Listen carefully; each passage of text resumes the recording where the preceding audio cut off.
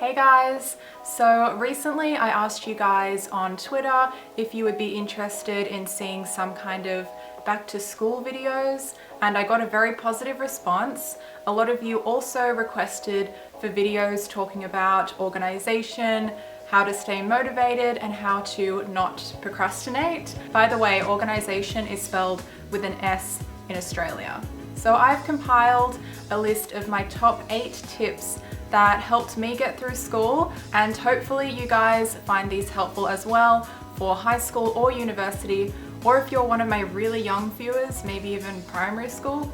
So let's get right into the tips, and before I begin, I'll just mention that I've put some little time marker links in the description box below so you guys can click on the topics throughout the video that interest you the most. So tip number 1 is use a planner. With smartphones nowadays, it's definitely very tempting to skip using a planner and just use your phone instead. Or we do the old, I don't need to write it down, I'll just remember, which pretty much never works. Even if you don't currently use a planner or you just think they're not your thing, I strongly recommend you try one because a planner is what kept me organized. I'm pretty sure I never forgot homework, I never forgot a test or an assessment due date or anything, and I can definitely thank my high school planner for that.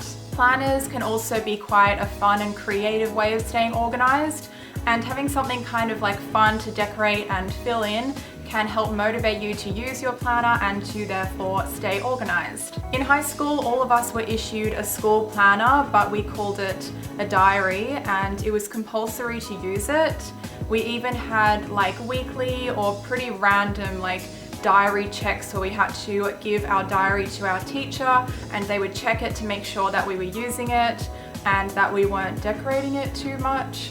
But I obviously bent the rules on that one a little bit. On the very first page of my planner, which would be the underside of the cover, I put my timetable of all my classes. A great way to write in your planner, the day your teacher gives you a due date, write it into your planner on the actual due date, and then work back from here 1 week at a time, writing in 1 week before due date, 2 weeks before due date, and so on. So then you have a constant reminder every week of how much time you have left before you have a test or before your assessment is due. During my final years of high school leading up to the HSC, when I say HSC, my Australian friends will know what I'm talking about, I printed out an A3 calendar of all the weeks in my school term. Then I wrote in all the important due dates, and I kept this right near the area at home where I studied, and this provided a much bigger visual reference of how much time I had before important assessments or tests. By the way, if you guys would like to use this printable calendar yourself, I made an extra one and put a link to it in the description box below so you can download it. I kept it blank so you can fill it in as you please. It's 2 A4 sheets, so you can print it out, stick them together, and then you have an A3 calendar. So you guys might notice that I look a little different. Maybe. I've tried to recreate my filming setup, but basically it's almost a week later. I had to come back and refilm the rest of the video because it was all out of focus. So yeah, just letting you guys know if it looks suddenly kind of different. By the way, it is raining today, so if there's a little bit of extra background noise, I'm sorry, and I hope it isn't too annoying, but yeah. So my second tip is to use a whiteboard. And this is kind of a continuation on from your planner. You could make it a daily whiteboard or a weekly whiteboard, just whatever works best for your schedule. You could use it for writing down more immediate tasks or reminders for the day, like bring essay draft or bring study notes, and try hanging it near your door so you can quickly glance at it to check you haven't forgotten everything before you head out to class.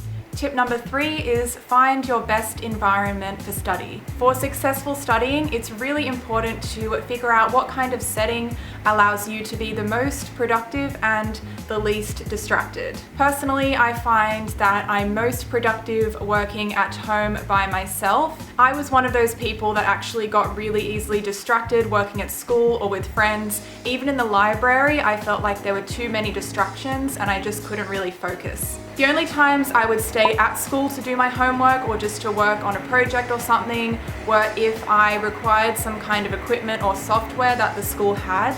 And then of course there are people who are the opposite and find they can focus so much better when they're at the school or at the school library, and they find studying at home really distracting. You might even really enjoy studying outside in the fresh air. So basically just experiment and try studying in a whole bunch of different environments. And once you find that setting that allows you to really focus and be the most productive, just make sure you stick to it. Tip number 4 is to remove distractions. And this one is definitely a really obvious one. It's a total no-brainer pretty much. But before you begin a study session, make sure to turn off any potential distractions. For example, sometimes I would log myself out of Tumblr. You could also put your phone into airplane mode, or even better, just turn off your phone completely. You could also turn off Wi-Fi on your laptop as long as you don't need it for your studying. Tip number 5 is to reward yourself. If you find yourself really unmotivated to get to the end of a study session, try giving yourself some kind of rewards to look forward to, like watching an episode of a TV show. You can even try breaking up your study with lots of little rewards, like for every 30 minutes of study, you could watch a 5 or 10 minute YouTube video, or you could even take 10 minutes to go on your phone. That kind of leads into tip number 5.1, which is to make sure that you give yourself breaks, because breaks are really important for successful studying. If you don't have a lot of self-control when it comes to giving yourself rewards or breaks, try giving your phone to a friend or family member and saying that they have to hold on to it until you have completed 400 words of your essay. Tip number 6 is to determine what motivates you so you can stop procrastinating. When I'm feeling unmotivated, I end up just aimlessly scrolling through Tumblr or watching random recommended videos on YouTube when I'm not even really paying attention. And in the back of my mind, I'm just thinking how unmotivated I am and how I should stop procrastinating. This is why it really helps to have a unique little reminder that will help kick you into gear. For example, when I was in high school, I had to pull an all-nighter to finish this major project.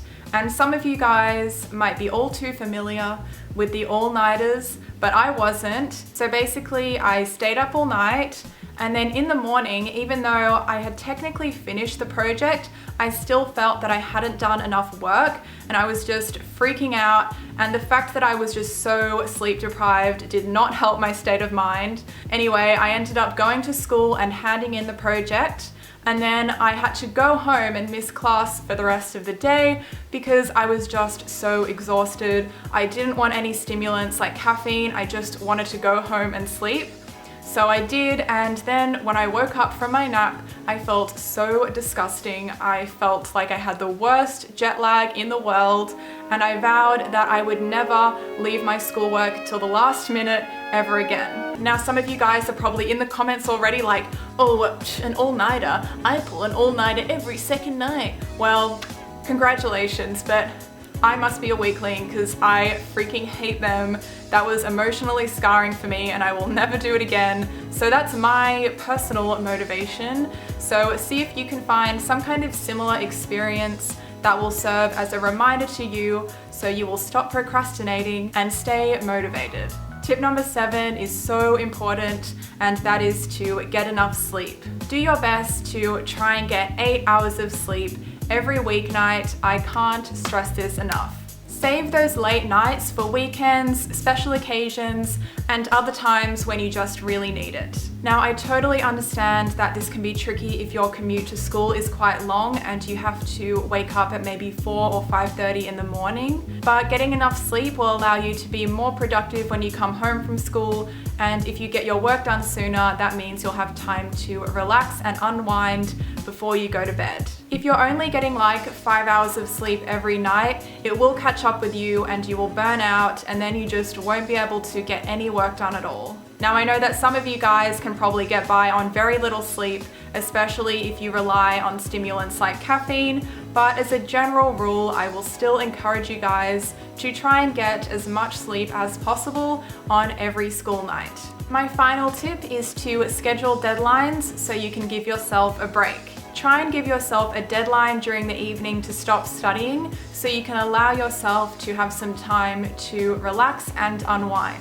For example, during times when I didn't have too much schoolwork, but rather just kind of lower levels of homework to do, I would aim to have my work done by dinner time, which was around 6 to 6:30 p.m. When I had a lot more schoolwork to do, I would try and finish it around 8 to 8:30 at night. A good way to figure out a deadline for yourself is to choose your bedtime and then give yourself maybe an hour to an hour and a half backwards from there. For example, if you go to bed at 9:30, try and have your work done by 8 or 8:30. I also think it's really important not to go to sleep right after you've been studying, unless it's in an extreme circumstance, like maybe if you have a really big test the following day and you just want to have those study notes like embedded in your brain. Even if you do have a test though, I think it's really important to give yourself at least half an hour to relax and do something you enjoy.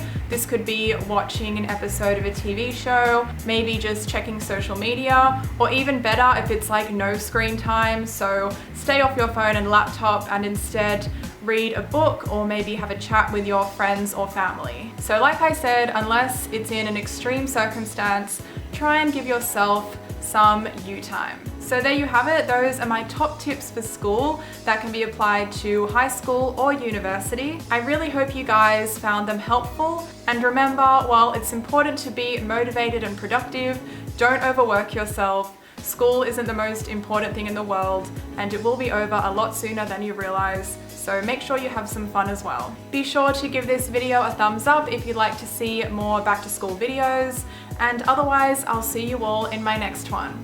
Bye guys!